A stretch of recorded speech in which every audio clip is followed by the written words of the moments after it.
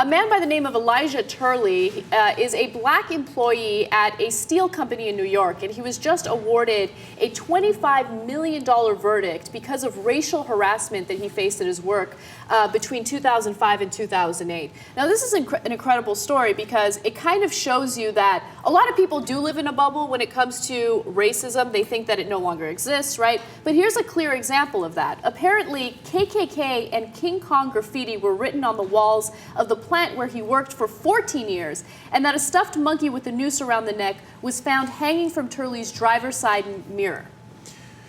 Now, that's what I would call racial harassment.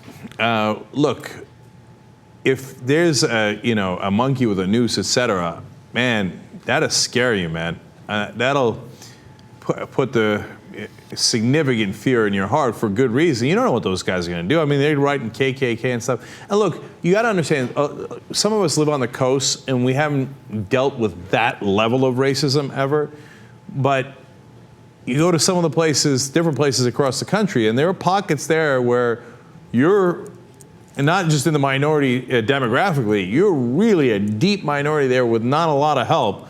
And if you sense that this is the environment that you're in, that would scare the living hell out of you for good reason.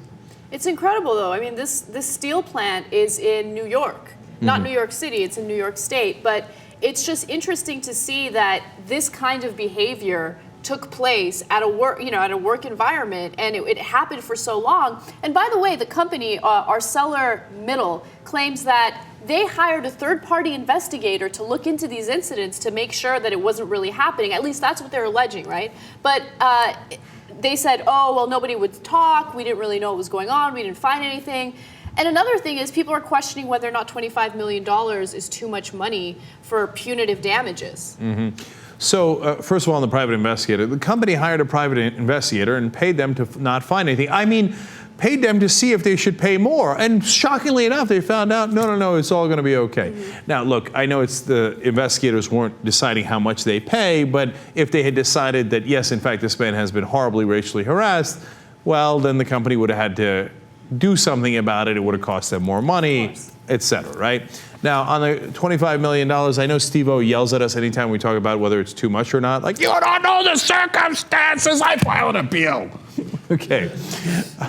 Now, having said that, $25 million sounds like a lot. I mean, like I said, I'd be scared for my life if I was for that guy. I think it's horrible, et cetera, et cetera. $25 million, woo. When a company is forced to pay punitive damages, it's usually to deter them from doing what they've done in the past, right?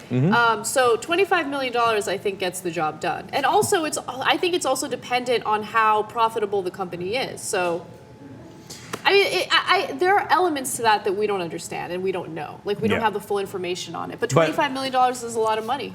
Yeah, look, if it's a small business and, they make whatever they make, even if they made like $1 million a year and you say $25 million fine, well, that's it. You shut them down. They're done. That's like basically ending the company.